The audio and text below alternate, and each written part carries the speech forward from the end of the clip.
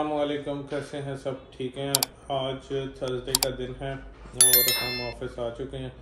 आज व्लॉग में थोड़ा सा लेट स्टार्ट कर रहा हूँ, तो बाकी ये कि इंशाल्लाह आज हम आपको आज की डेली अपडेट भी देंगे कि आज हमने क्या क्या वर्किंग की और क्या किया, और इसी के साथ साथ कुछ आपको रीजंस भी बताएंगे कि रियल एस्टेट मार्केट इस वक्त डाउन क्यों है और क्या लोगों की गलती होती है, क्या गवर्नमेंट की गलती होती है, क्या किन चीज़ों की वजह से रियल एस्टेट मार्केट हमेशा डाउन होती है और आप जाती है।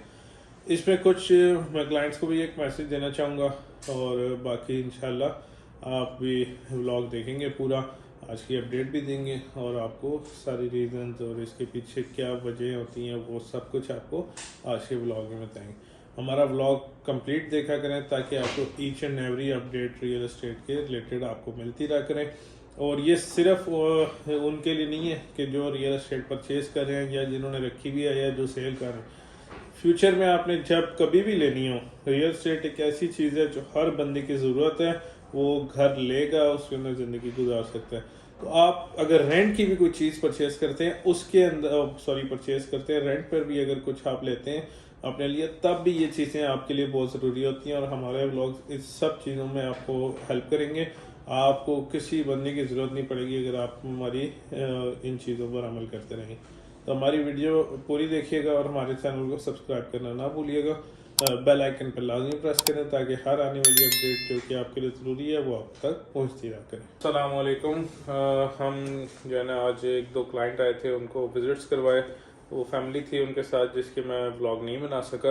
एफ एग्जेक्टिव को उनको विजिट करवाया 5 मरले के प्लॉट के लिए। फिर उसके बाद एक ऑफिस में क्लाइंट आए, उनके छोटे छोटे क्लिप्स में आप अटैच कर दिए। बाकी हम जिस टॉपिक पे थे और जो बात कर रहे थे कि रियल एस्टेट की मार्केट क्यों डाउन हुई।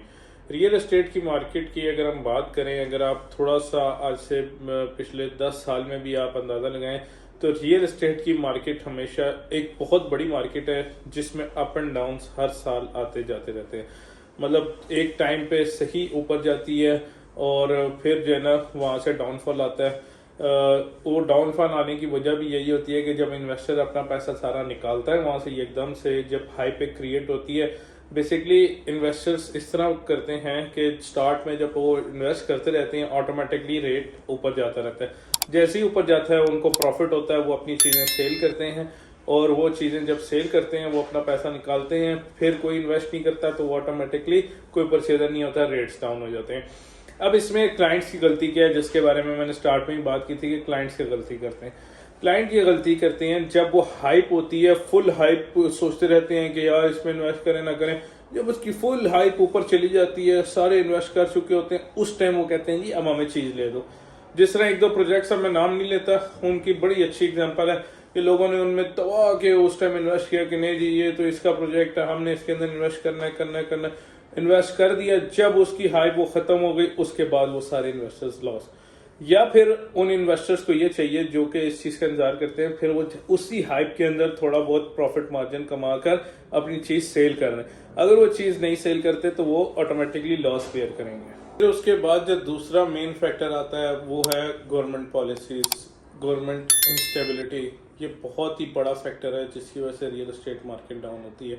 देखिए जब भी पॉलिटिकल इंस्टेबिलिटी आती है तो उस टाइम इन्वेस्टर इन्वेस्टमेंट नहीं करता है, या ओवरसीज क्लाइंट्स जो होते हैं वो अपने पैसे नहीं लगाते कि हम अभी नुकसान कर लेंगे, या अगली पॉलिसीज का पता नहीं होता।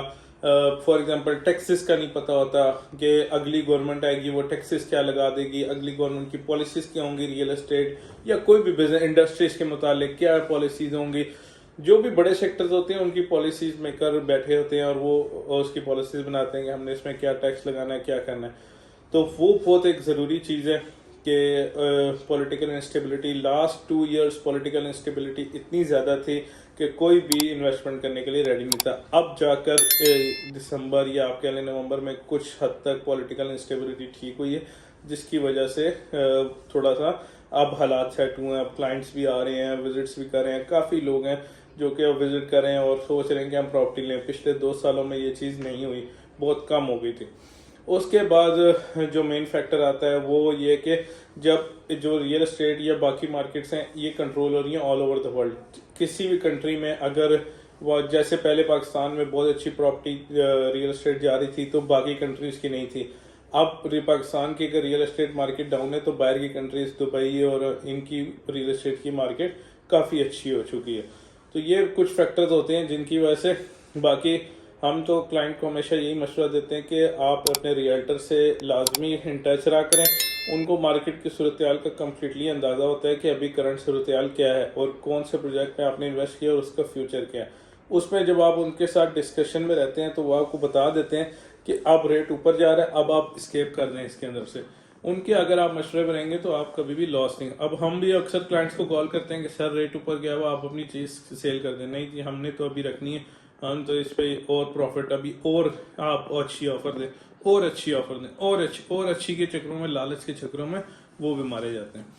बाकी इंशाल्लाह व्लॉग को एंड करते हैं, और क्योंकि मैंने अभी एक ज़रा ज़रूरी काम से जाना है, तो इंशाल्लाह फिर कल के व्लॉग में आपसे मुलाकात होती है।